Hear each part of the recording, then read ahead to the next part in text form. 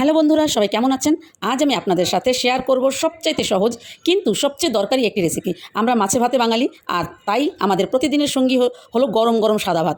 অনেকেই নতুন রান্না করছেন বা পারফেক্ট ঝরঝরে ভাত রান্না করতে গিয়ে হিমশিম খাচ্ছেন। আজকের এই রেসিপি ফলো করলে আপনার ভাতও হবে ঠিক এমন ঝরঝরে আর সুন্দর।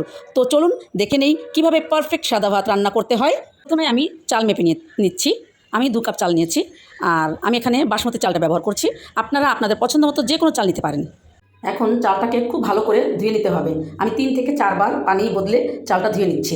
দেখুন, পানিটা যতক্ষণ না পরিষ্কার আসছে ততক্ষণ ধুতে হবে। চাল ভালো করে ধোয়া হলে ভাতটা বেশি সাদা আর ঝরঝরে হয়। চাল ধোয়া হয়ে গেলে আমি এটা রান্নার হাঁড়িতে নিয়ে নিলাম।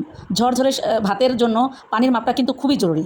আমি যে কাপে চাল মেপেছি ঠিক সেই কাপের দ্বিগুণ পানি দিব, অর্থাৎ 2 কাপ চালের জন্য আমি এখানে 4 কাপ নর্মাল পানি দিচ্ছি। এবার হাঁড়িটা চুলায় বসিয়ে দিচ্ছি। এবার চুলার আঁচটা বাড়িয়ে দিচ্ছি, ঢাকনা দিয়ে ঢেকে দিচ্ছি এবং পানিতে বলক আসা পর্যন্ত অপেক্ষা করব। ঢাকনাটা একটু উঁচু করে দেখব কেমন হলো, ভাতটা কতদূর হয়ে আসলো। আমি এখন একটি কাঁটা চামচ দিয়ে ভাতগুলো নেড়ে চেড়ে দেখব। দেখুন কি চমৎকার ঝরঝরে হয়েছে। ব্যাস, তৈরি হয়ে গেল আমার গরম গরম ঝরঝরে সাদা ভাত।